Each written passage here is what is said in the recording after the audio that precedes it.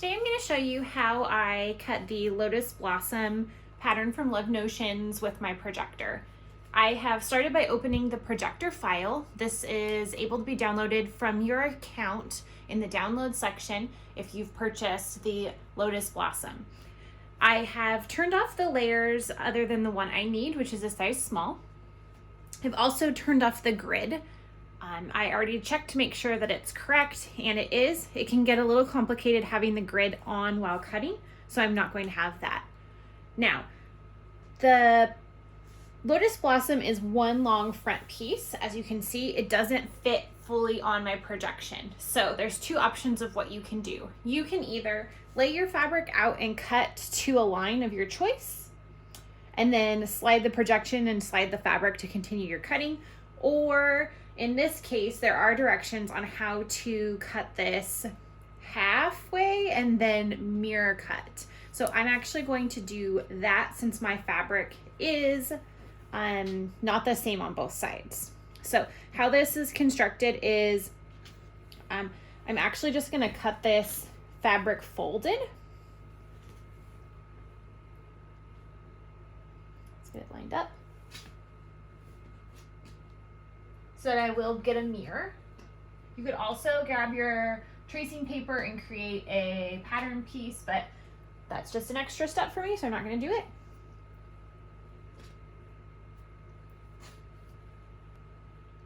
Now, in the tutorial, there are directions on how to work with fabrics that don't have the same side. And so what we will do is at the edges right here where the pattern piece goes down to, we are going to cut here with a 3/8 inch additional for a seam allowance. So what I do is I line up my straight edge ruler at the point plus 3/8 of an inch on each side.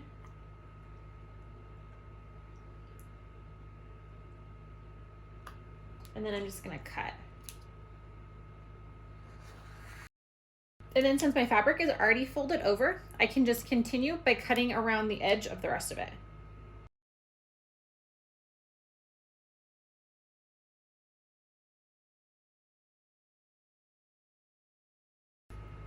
Okay, so here are my two front pieces. They are mirrored, so I have two of them.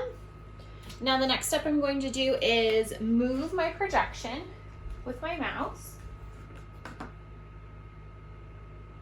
until I get the back piece. And then I will just readjust my fabric. Now, if you prefer, this is where you're going to choose if you will be doing a inset in the back or not. Okay, I have the fabric finally laid out. This is pretty slinky fabric, so it didn't stay very easily. I'm going to cut out my pattern piece. This one I'm choosing not to do the back inset.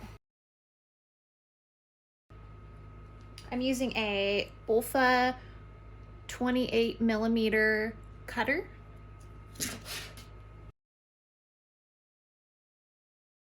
So now I have my pattern pieces all cut out.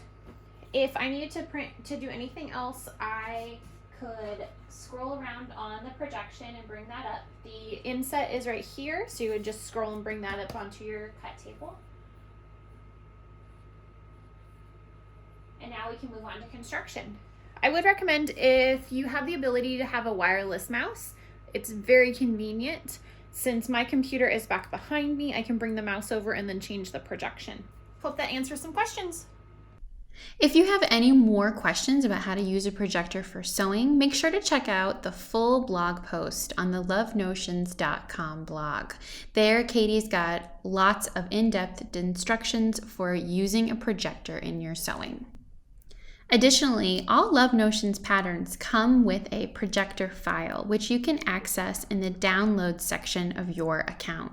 If you come across a pattern that doesn't have a projector file, make sure to reach out to help@lovenotions.com and we'll get you taken care of. Have a great day sewing!